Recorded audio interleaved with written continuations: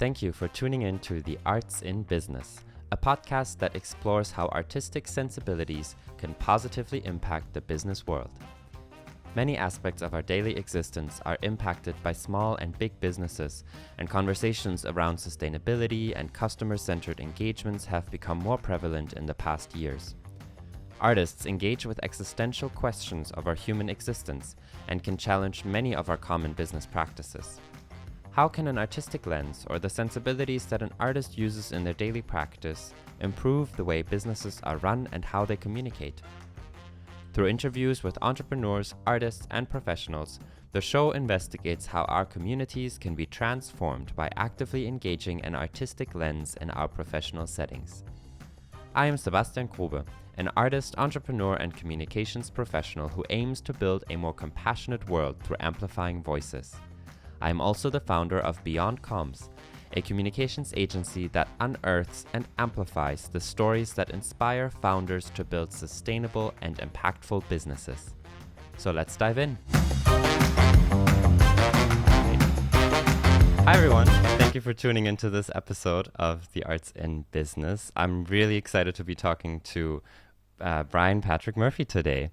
And Brian is an advisor, consultant, founder, educator, coach, and mentor to thousands of artists and entrepreneurs over the last decade. I met Brian through participating in the Zuckerberg Institute's #FirstClass, of which he is a co-founder. Brian also taught at colleges. He co-founded Mark Fisher Fitness in New York City. He founded Congregation Coaching, which helps artists move into the business world. And he joined Randy Zuckerberg at Zuckerberg Media and works there as a creator success manager at Assemble Stream. I'd love to hear more about what that means later on in the podcast. And I personally went through #FirstClass, which was co-taught by Brian in 2018, and the program has really had a lasting impact on how I live my life, generally speaking. He's also a wonderful father and husband to his family, and his optimistic energy, passion, and discipline are just positively contagious. So I'm really, really excited to have you here. Thank you for joining me, and welcome. Oh, Sebastian, it was a real honor to get your message, to be on your podcast. I'm super excited to be here. I have so many compliments to give you, and listening to all those things that you said of my bio, and great preparation, by the way. Thank you. It was super exciting to hear you say all those things, because you're somebody that I look up to, even though I'm obviously a lot older than you. I have so much respect and admiration for you and your artistry and your commitment to yourself. And gosh, I could say a million things about you, but I'm thrilled to be here, and I hope I have something of at least interest or excitement or value to offer to all your millions of listeners, I hope. Thank you, Brian. I'm really excited to have you here. Is there anything that you want to add on to your experience before we jump into some specific questions, something that you want the listeners to know that I didn't cover?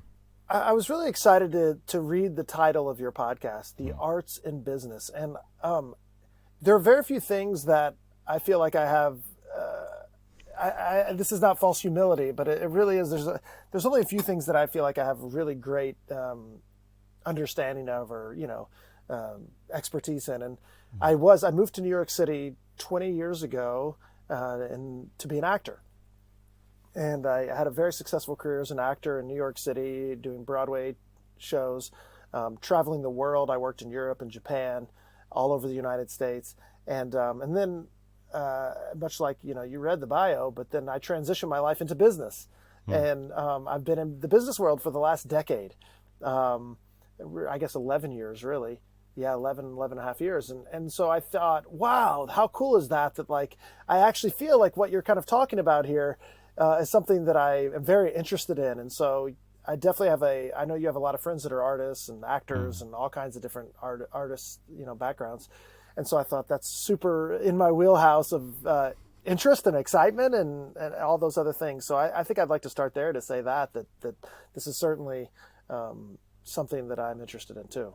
Yeah, awesome. Yeah, and as I've been kind of thinking about this podcast and the theme of it, which for me really stems out of an MBA that I just completed in August. It was online, fully remote, and thinking about my artistic background and my arts practice and how little that showed up during that very formal education and incorporation. So it was really kind of preparing for this podcast and thinking about who can I reach out to? Where are the other people that are thinking about the arts and business? And finding that there's so many people that I've already met, including you, that have worked in this space. So it's really exciting.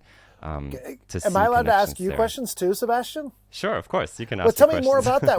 So when you say you got your MBA all remotely, and I think your quote, I wrote it down, is you said very little of that showed up of your own artistic practice, I think you said. And what do you mean by that? Yeah, I mean, the MBA, I initially got into it because I just wanted to know how big businesses are run, how kind of more general economic terms, and what people are taught because a lot of people who are in these large corporations have MBA degrees, or you need it to advance. A lot of the strategy consultants come out of MBA programs, and they're advising these large corporations on what you're supposed to do or how to work in societies and communities. So I was like, let me do that because I want to build my own business as well. And it was all about growth. There was a little bit about sustainability, a little bit about corporate social responsibility, but then it was about growth, how to maximize processes, how to create more efficiency, and all of that is important, obviously. But the arts didn't show up much in that conversation or in the material that we were being taught or that I looked into. So that just it kind of made me think of, I know I want to be in the business world, but I don't want to grow businesses to incredible profit, but I want to make sure that I have impact on businesses that are community oriented or that think about sustainability. So rather than just being profit driven, being people driven. So I think the arts are a really important kind of connecting point or an anchor, so to speak, to create people driven businesses, or to be kind of drawn back to what does it mean to be people driven or focused. Wow, that's very well said. I certainly couldn't say it better. And what I hear you say, you talk about that connection. It's funny, as you were describing that experience, I was thinking to myself, I feel like what Sebastian's looking for is to find this bridge. And it's so funny you said connection, and I was immediately picturing a bridge.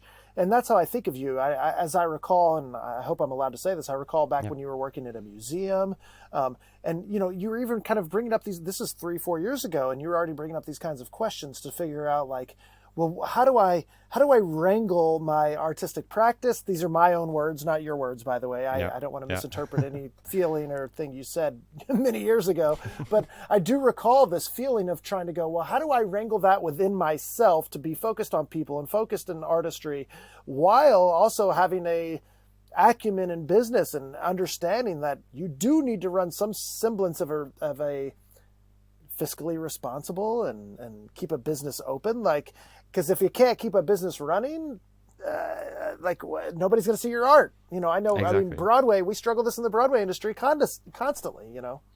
Yeah. No, and it's that. I mean, I think by the time that this podcast episode is released, the article that I wrote about being an artist and trying to find a definition for that term, a lot of that harks back to our conversations in #FirstClass and conversations with you and Michael.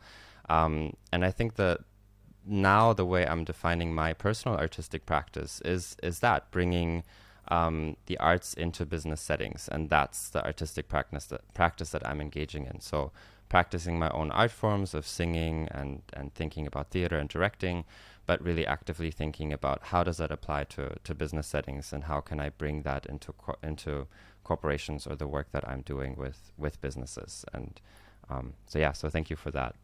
Pushing me into that, or helping guide me into that. Well, honestly, Sebastian, I hope the people that, again, are listening, watching this know that I mean this 100%. I've always considered myself an educator, and that's where I feel most comfortable. And I don't even know if I guess it's comfort because number one, I feel like I'm good at it, and B, so from an ego perspective, I have to be honest about that, and B, I enjoy it, and I've always loved young people. I get energy from folks like you, and you're, I mean, not that you're that young, you're a full grown person, but younger than me certainly. And I think that more importantly than that, I've found folks like you, younger folks like you, who are very inquisitive and smart and willing to take risks. And I've always thought, I don't know that I have the skills to figure this out, but I have a belief that I can help others who probably do have the skills bring it out of themselves. And that's what I've always thought about you. I've always been like, I don't know that I figured this out, but I think Sebastian may be able to do it. I love that. And I think you're so great at that, really, like being that catalyst and that almost like tracks that people can run on, and like you give different paths. I think it's like that educator comes through, and your passion and the way how inspirational you are. It's really amazing. Thanks, brother. Thank you. All right, so I want to start with I know I got this from you and Michael from #FirstClass, but bringing a beverage and vessel of choice to this podcast, because I think that was a ritual that we had as we're going through the class. So what did you bring today, and what is your beverage? My beverage is black coffee. Awesome. And then I always, something else that you may or may not know about me is I always specifically pick out a coffee mug.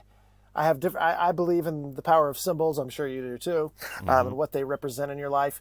And today, the one I chose is "Life begins at the end of your comfort zone," which is something that I'm constantly reminding myself of. And I drink the black coffee, and of course, I always have a bottle of water up on my desk too. But the black coffee, is my drink of choice. Amazing, awesome. And I brought a mixed berry tea, because I've had a ton of coffee right before this, so I feel like I need to calm down a little bit. And it's in a mug that says "I love weekend," because we're recording this episode on a Friday, so I thought it would be fitting to have something to usher in the weekend. What it must be, like 4 or 5 o'clock in the afternoon for you? 4 p.m. Yeah. 4 p.m. Yeah. Yeah. See, no more coffee for you. It's 4 o'clock. Yep. No, it's done. I can't have any more. Amazing. So you've already alluded to what you were doing before that brings you into the artistic sensibility space. You were working as an actor for a long time. But I want to start with a very general question first. When you hear artistic sensibilities, what does that mean to you? I discuss this and argue with our mutual friend Michael about this all the time. We have that relationship where we break these kinds of things down and argue. So artistic sensibilities, I think I would define, if that's your question, different than what it is to be an artist. So yes, I don't necessarily define myself as an artist anymore, but I certainly have artistic sensibilities. And so I guess the way that I would describe an artistic sensibility is super helpful in business, because it helps you, it forces you. If you have an artistic sensibility, the path isn't straightforward. You must find things outside. It's not even finding things outside the box. It has to be, there's a willingness to create a new box. And if you have an artistic sensibility, it means that not everything is a squared plus b squared equals c squared. It's, well, here's a problem. And by the way, I sit on my desk. I have a rock here on my desk that says, I don't know if I've showed you this before. It says problem. And on the other side, it says solution. Amazing. It's kind of like the four noble truths, I guess, right? Somewhat like that in Buddhism.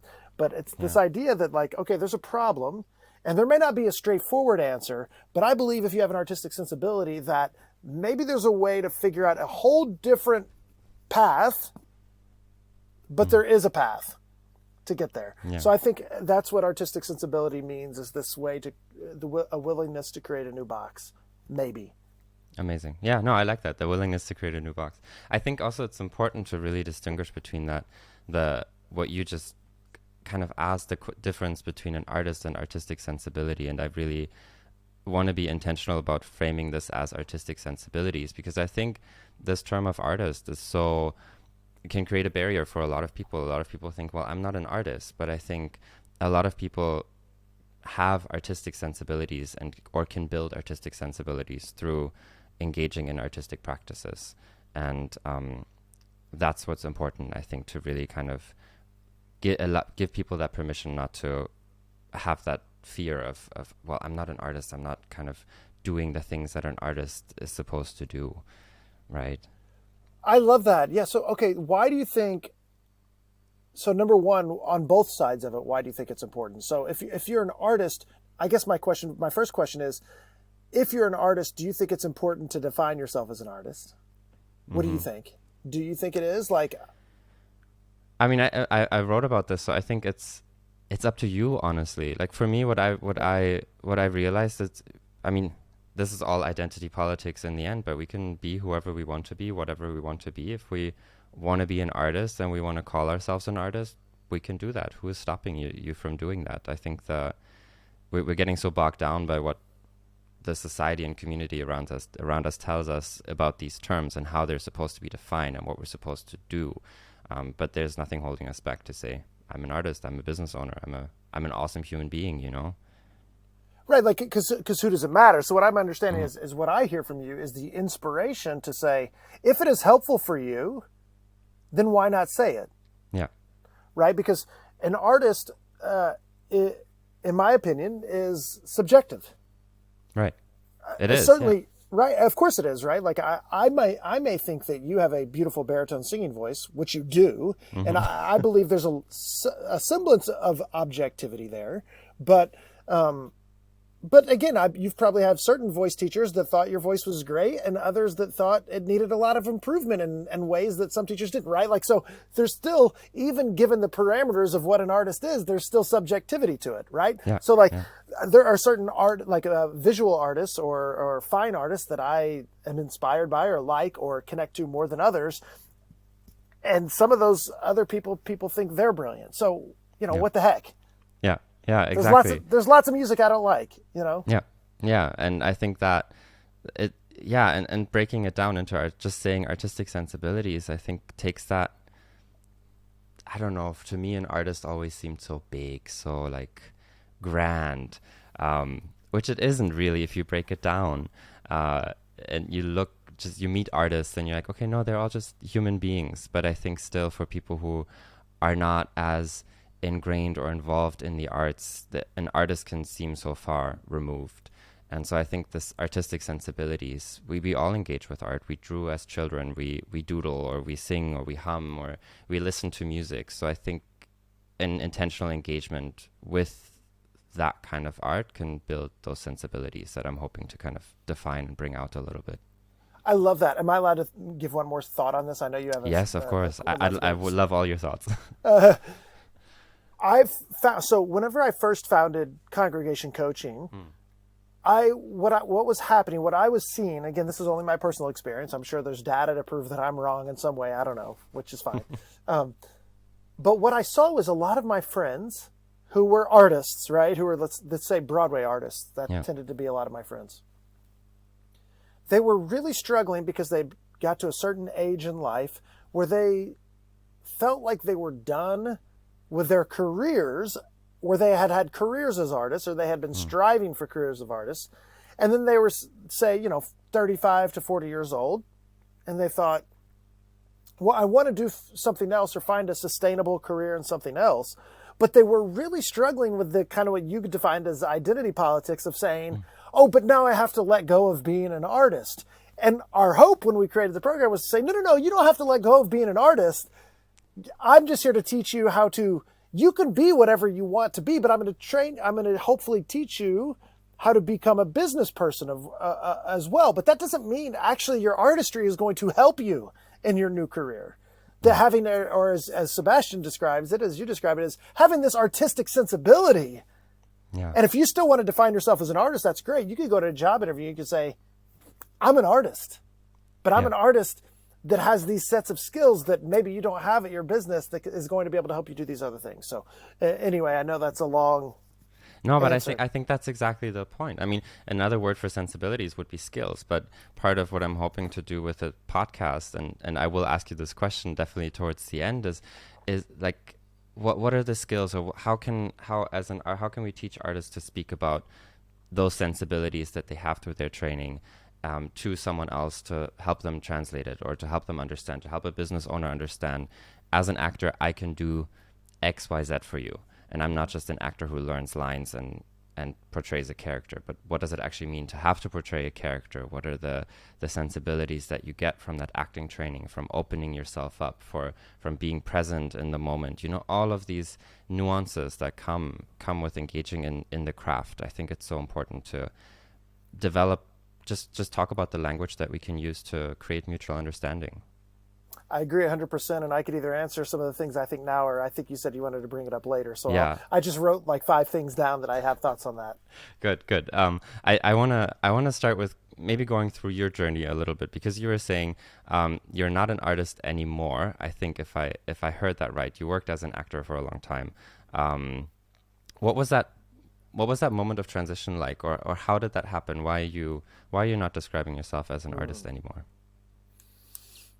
Can we get a therapist on this call as well so that they can they can moderate this? I don't know. I think maybe I had hangups about this. This is again, I want to be honest with your friends and family that listen to this. Perhaps I had a hang up about it, right?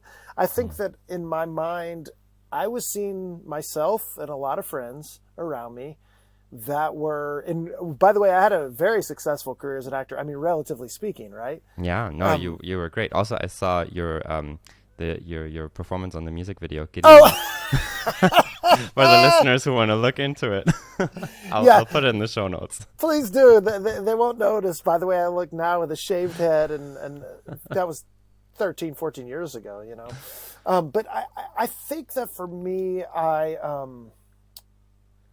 don't know. I always felt lucky as an actor that I was getting jobs, and I have to be honest about some of the reasons I was getting them. I'm 6'1". I know you're very tall and striking too, but I was 6'1". I was in great shape.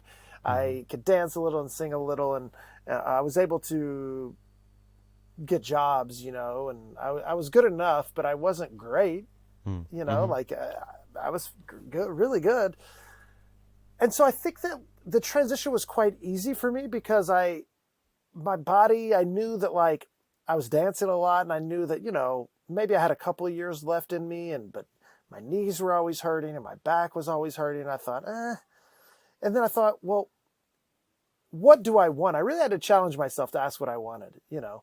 And so long story short, I got the opportunity all within the same 6-month period to teach college.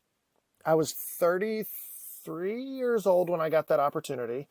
I was walking down the street of Manhattan. I think you'll like this story. I was walking in the neighborhood Chelsea on 8th Avenue.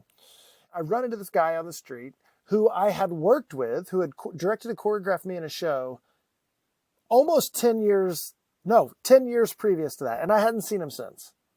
And it turned out that he was the head of the dance department at a college in New York.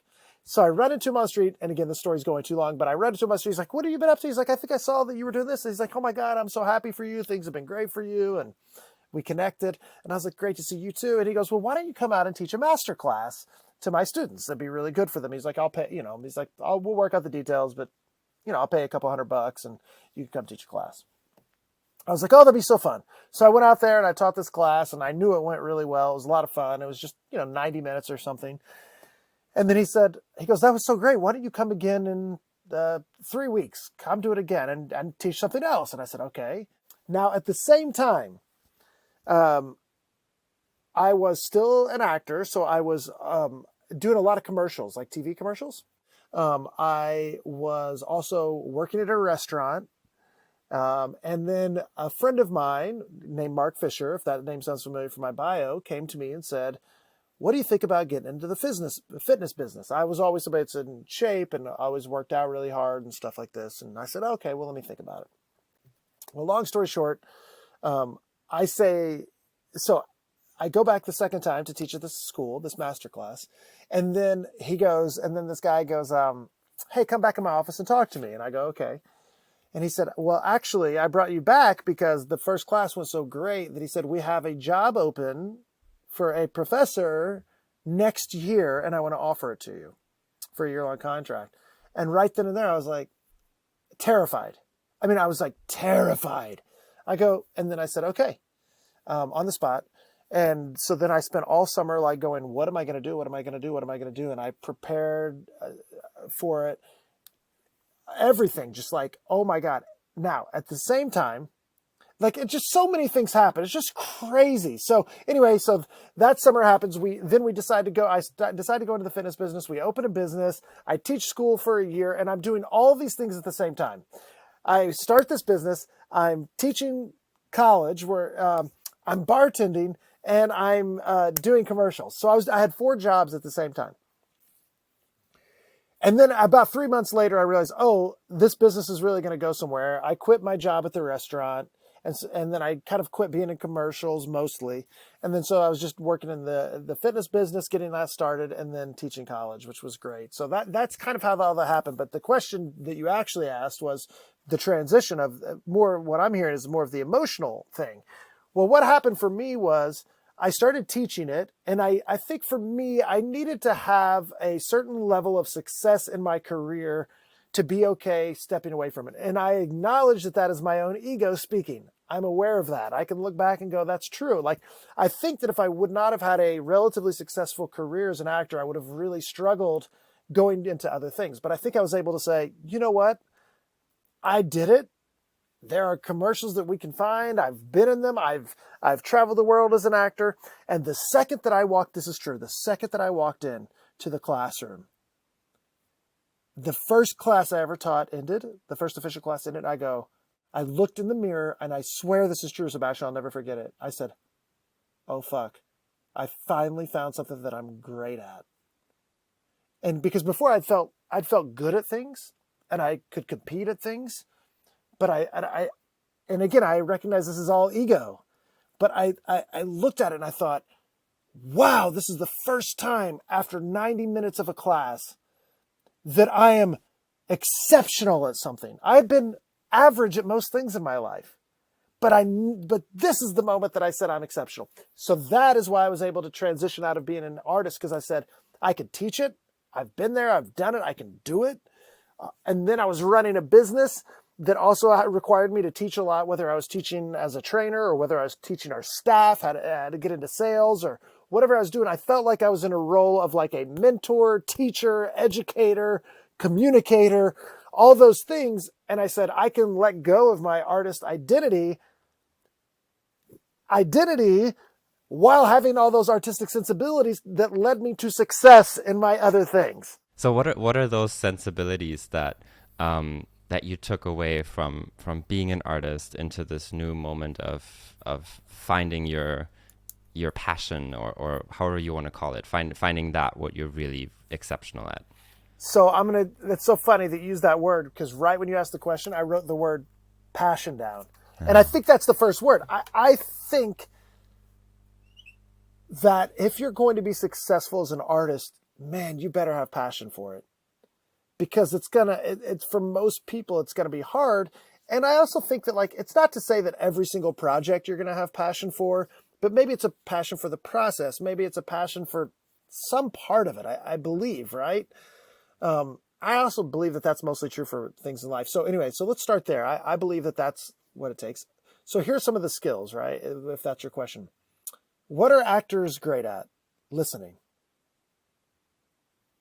We can listen. You're taught to listen. If you're a singer, you better listen to the piano, right? You better, I think of musicality in life. You and I are in a conversation right now, and a great podcast host, which you're doing a great job so far, is you're actually listening to the things that I'm saying. I know you are, like, of course you are.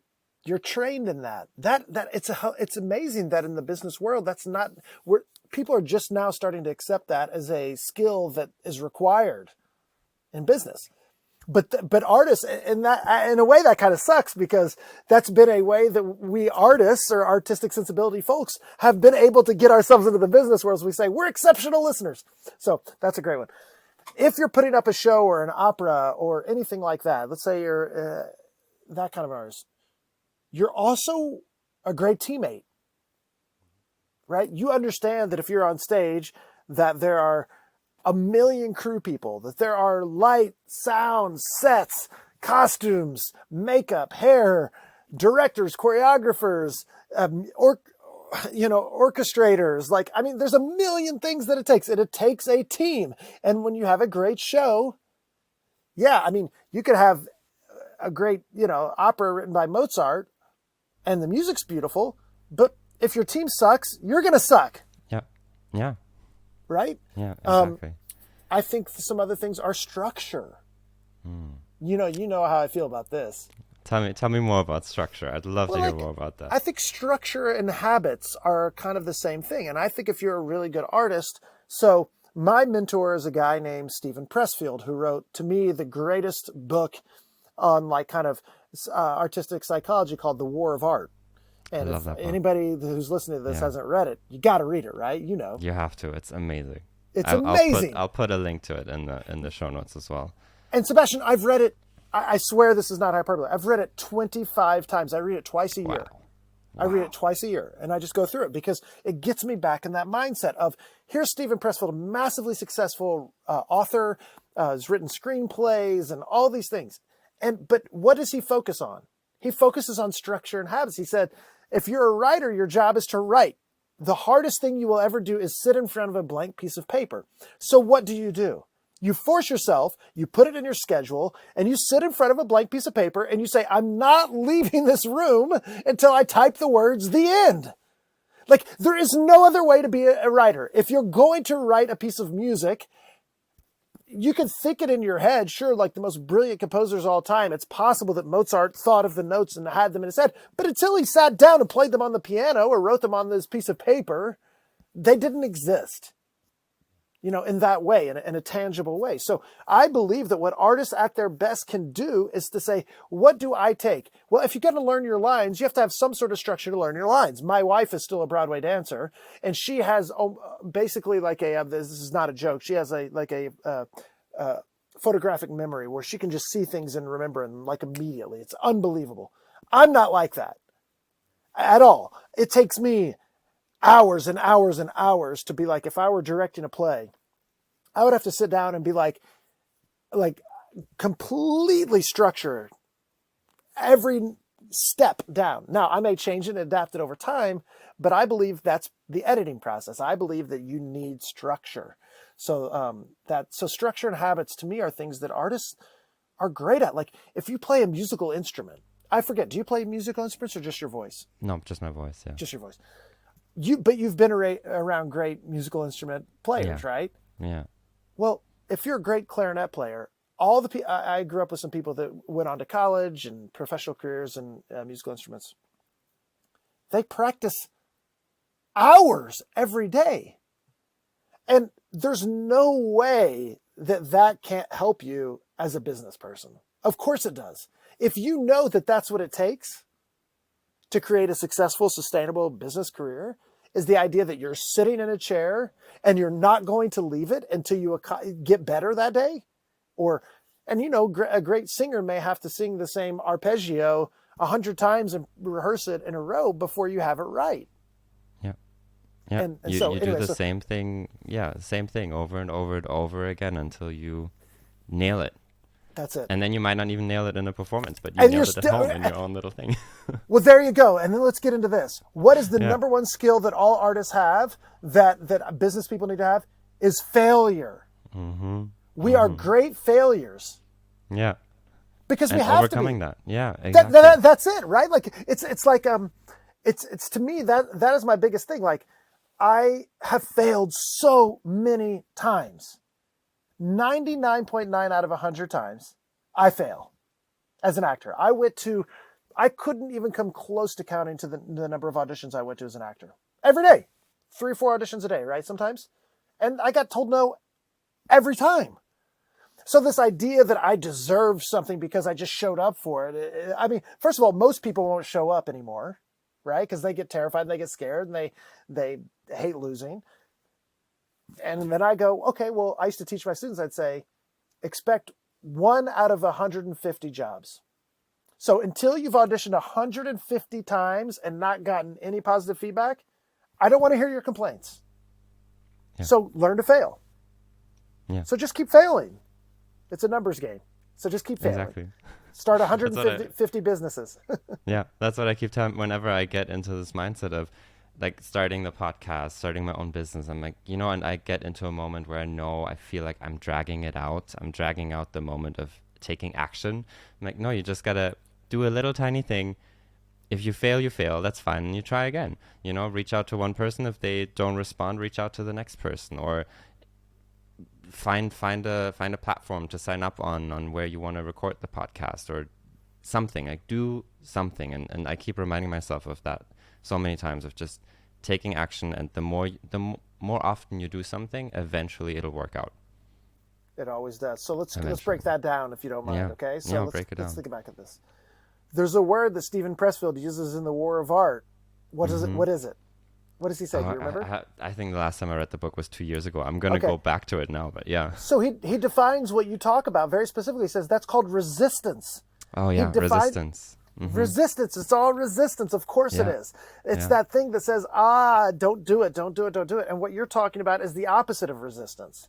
It's baby steps and taking action. The only way to defeat the dragon, he defines it as this dragon of resistance that is always going to be every artist or entrepreneur. He actually, this is why Pressfield's the greatest, is because he defines entrepreneurs as artists. He says we're all the same. Yeah.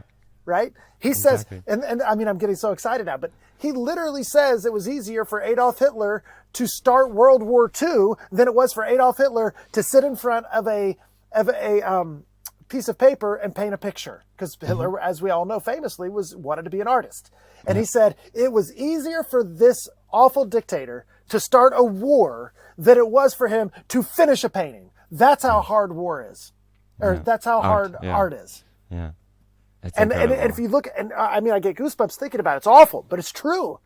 And starting a business is the same. It's the same thing as saying, what did you say? Like, oh, is my podcast going to be bad? I don't know. What if you're using Riverside to record? What if Riverside isn't as good as QuickTime? Or what if Zoom isn't as good as this? And we all these things are resistance, instead of just going, what you've done, luckily, is to say, it doesn't matter if it's perfect. Do something. And if it doesn't work, then I'll try something else, which is in reality, what needs to happen. Yeah. And that is what art is in the end, or in the process, a constant process of creation and doing it again and again and again and taking action. It's not just thinking. A writer writes. I mean, when I write most of it in my head first, but like you said, it doesn't exist until it's on a page. As a singer, if I don't sing, there's nothing. You have to do it in order for it to exist. If you're not dancing, if you're not acting, you're just doing it for yourself. And I think part of the enjoyment of being an artist too is the sharing it with other people, or sharing yourself or someone else's words with other people, like you're doing with Stephen Pressfield and his writing and how passionate you are about it. It's sharing it with others and spreading that message. Well, and think about it this way, Sebastian. How many of even your friends, right? And like I said, you've been around and you've got degrees and you've studied all over the world, and you're one of the most traveled persons I've ever known. You've lived everywhere, you've traveled everywhere, you've met tons of people. It's amazing. I mean, you're a remarkable guy. And think of how many people you even personally know that had that thing inside of them that could have been brilliant, that they were too scared to finish. Think of all the operas. Think of all the books. Think of all of the songs. I mean, I could cry thinking about it. That the dragon of resistance defeated them. And no, of course, they're probably not going to be Mozart, because nobody else has ever been Mozart, and we can almost all agree is the greatest composer of all time. I mean, I talk about Mozart a lot. I'm a huge Mozart fan. But it's kind of hard not to think that, at least on some level, right?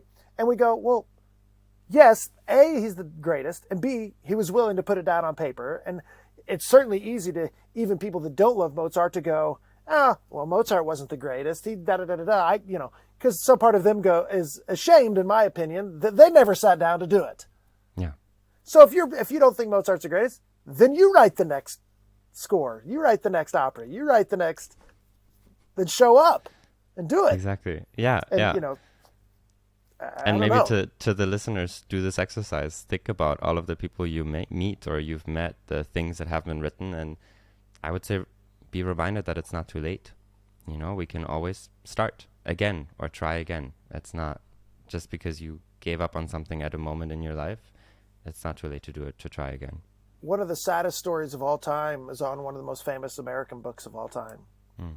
There's a famous book called Confederacy of Dunces by John Kennedy O'Toole. Do you know of this book? I have never heard of that book. It's a super, super famous book. Okay. Fascinating read. Actually, it's beautiful. It's brilliant. John Kennedy O'Toole was massively, and I don't say this lightly at all, had a lot of emotional problems and really struggled, and had this manuscript, wrote this book, and as I recall, committed suicide. And I want to say it was his mother, found this manuscript, his book, in his bedroom, after he was dead, and got it published. And it's gone on to be one of the most successful books ever written, one of the most successful pieces of fiction ever released in the United States.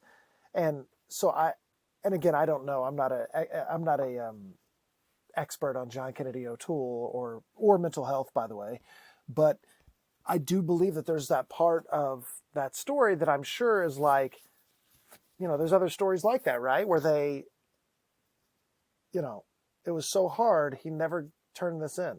He never did it, and then his mother did, and it becomes massively successful. It's just fascinating. Yeah, that is fascinating. I'm always reminded by, we're inundated with having to reach millions of people, or we see videos on social media that hundreds of thousands have reached, and so we tend to compare ourselves to those numbers, and that can create so much resistance to say, well, I'm just going to put out this one piece of content. Who's going to see it? Like maybe 10 people, and then it's easy to feel defeated, but the reality is maybe those 10 people take something really important and valuable for themselves from that they carry on in their lives, and through that you reach so many other people. Talking about the ripple effect, but reminding ourselves that continuous creation or continuous engagement and what you're passionate about will eventually, again, the numbers game, will eventually lead to something bigger, if that's what you're looking for. I do, and I want to go back, and I agree with you 100%, golly. And number one, comparison is the thief of joy. But we all do it, right? There's both sides to the coin. Two things can be true at the same time. Number one, it's natural to compare yourself to others. Number two, we can all also admit that the more that we do that, it's taking away our own joy, because it's just impossible to do that, because you're right. We live in a world where we see all these things, but all those things aren't real. They're edited. They are inflated. They are paid for. All these things, it's all okay. And I also am a huge believer in whether you call it the ripple effect, the butterfly effect, whatever.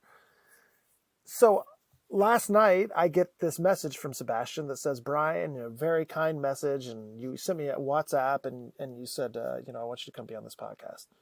It immediately made me feel good, right? I immediately thought, wow, Sebastian thinks I might have something to say, and he might have an enjoyable conversation with me.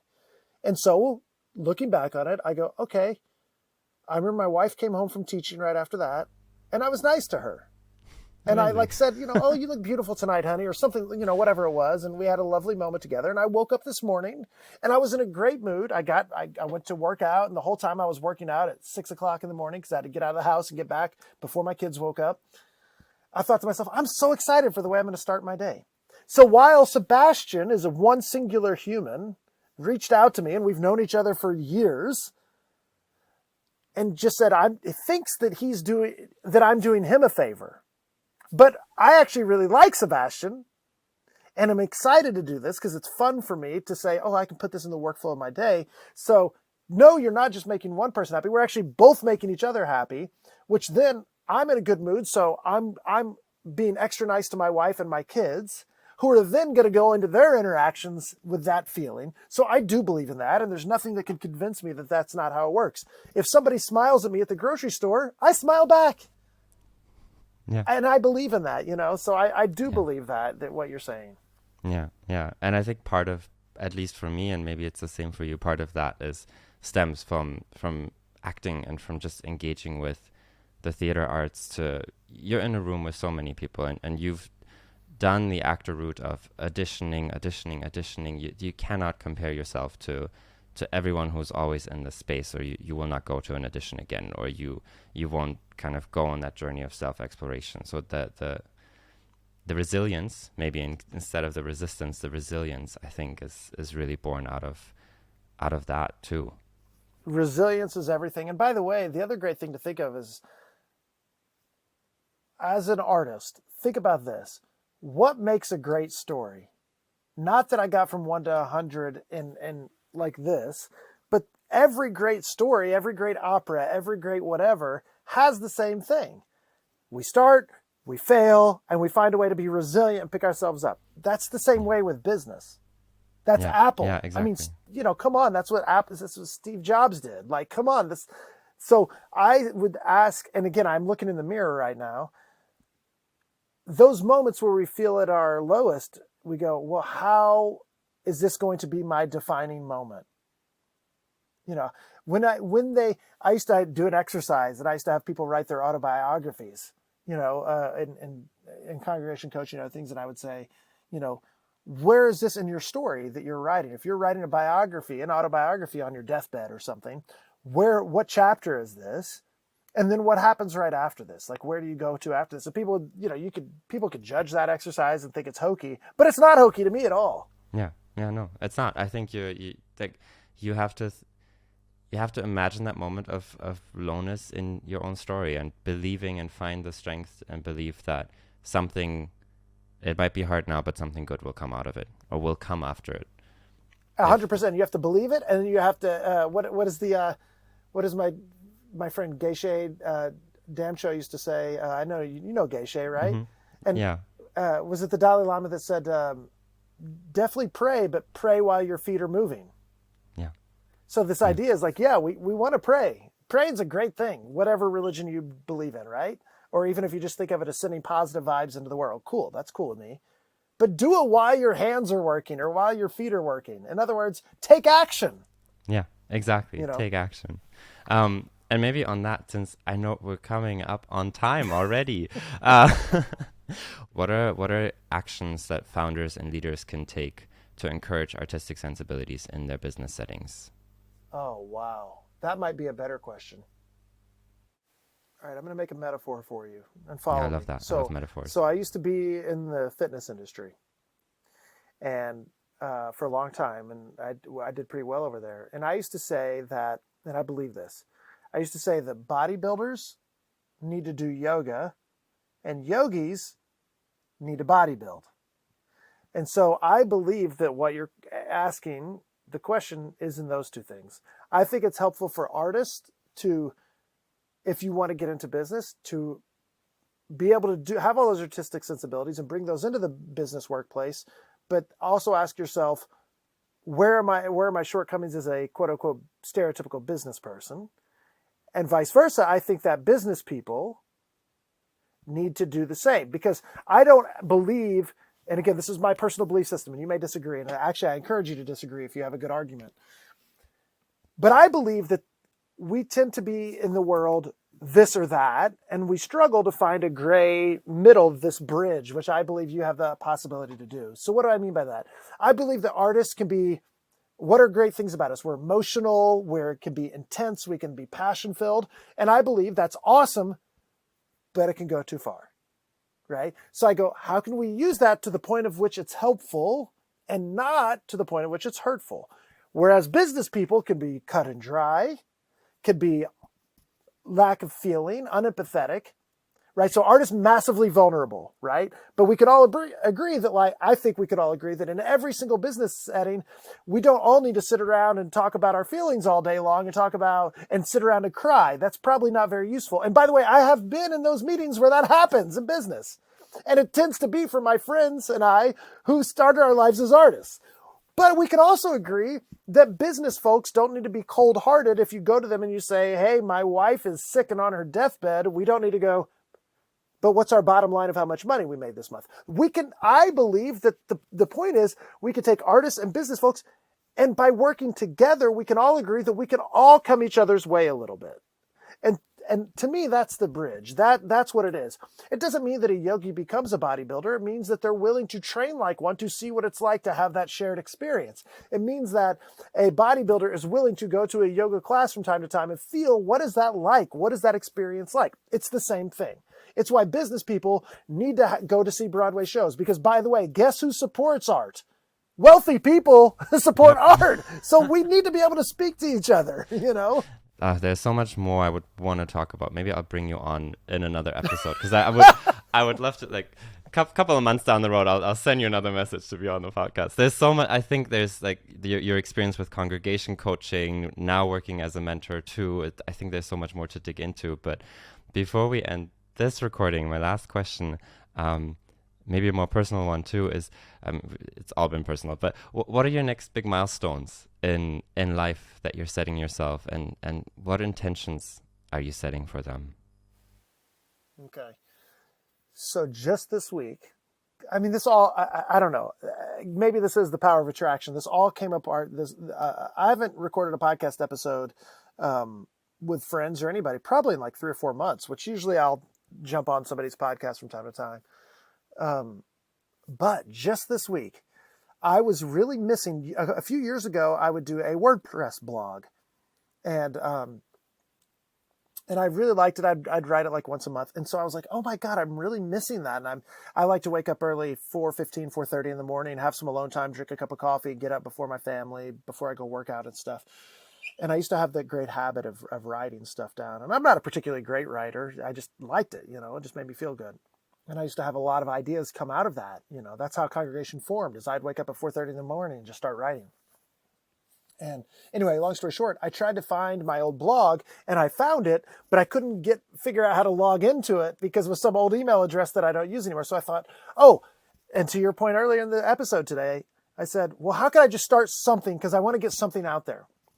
I was like, I've heard of Substack. I've never used it. So I just logged into Substack and I was like, I'm going to write a blog post and I'm going to send it to 15 friends, and now I'm going to put you on the list, by the way, Sebastian. Oh, yes, please. Yeah, but anyway, so I started, and I don't really even know how to use it yet, and maybe I'll use it differently over time, but literally 2 days ago, I wrote my first blog post, and I didn't even know that Substack has a thing where you can record like a little podcast on Substack that you can also send out and schedule. And so I recorded like an 8-minute little thing. And so here's my intention with it. That was your question. I am interested, I kind of like don't love social media. Like I don't feel genuine on Instagram. And so I kind of got off there, and I'm mostly on Twitter, just kind of follow some sports stuff, frankly, or maybe some like the New York Times. And I still, and I just don't engage the way I used to. And so, and Facebook, I'm just not really on it much. I just kind of, whatever. I'm just not really into the social media thing. And again, it's all good for people that are. I'm not judging or anything, but I thought, okay, if I were to create content that I liked for me, what would that be? And I thought, what's interesting about me right now that maybe my family or friends or people might find interesting? I thought that I'm kind of just like a normal-ish 44-year-old dad with 2 kids and a wife, that I kind of work like 3 jobs at the same time. Like I have my full-time job, but I also like sell real estate on the side. And I also, by the way, I didn't even talk about this, I actually am directing and choreographing a community theater production in the small town I live in now. Amazing. It's for the first time in 10 years. Wow. So that's been really so I'm doing like all these things at the same time while trying to have space for my family, while trying to have space for my friends. And what I want to do is create like a really simple kind of blog or a really simple kind of podcast where I've always been in like teacher, mentor, educator, coach kind of role, but more, I just want to say, what can I do that is just kind of, here's my day. Maybe there's a little humor to it. Maybe it's a little serious from time to time, but it's not overly vulnerable. It's not just like, holy crap, my life is so hard. Like, no, it's not that, but it's also not fake. It's just kind of like, this is what it's like when you're a straight up adult. Like, this is what it is. And sometimes it's funny and sometimes it's like insane. And so I'm just kind of interested to see what that plays out as, because I'm sure it'll lead to something. I just don't know what. And so I've just committed this week that I'm going to do that again. And I've already done it. And my first kind of post, I literally sent to like 10 people because I was just like, I'm starting this thing. And so now it's going to be 11 because I'm going to send it to Sebastian and then let him link it in his notes or whatever. I will. I love that. Thank you for sharing that. And where can people learn more about you? LinkedIn, the Substack? Yeah, I guess LinkedIn is a good place for now. Mm-hmm. That's a great question. I mean, I definitely am on Twitter. I don't even know what my Twitter name is. Just look up Brian Patrick Murphy. I think it's B_P_Murphy, I think. Okay. I'll find it. I'll link it in the show notes. I just kind of, I'm really trying to figure out where I fit in the social media landscape right now. I'm not sure, but yeah, same. But I could be constant. Right? Yeah, it's a constant kind of exploration of where do we go? Where do I feel my most authentic self? Maybe that. Yeah. Yes, that's the question. Yeah. If you figure it out before I do, send it to me and let me know. I'll let you know. If any of the listeners have figured it out, let us know. Well, Sebastian, I will say just lastly is that I think these kinds of conversations is where I feel most genuine. Yeah. Yeah. Same. Because it's grayer, it's context. Yeah, it is. You know? It is. It's true. It's a long form content. You can elaborate. You can, yeah. Awesome. Thank you so much, Brian. It was awesome to have this conversation with you. It was amazing. I'm so glad that you said yes and we got to talk. Thank you for listening to today's episode of The Arts in Business. Episodes are being released weekly, so make sure to follow or subscribe. I hope you have a great week ahead of you.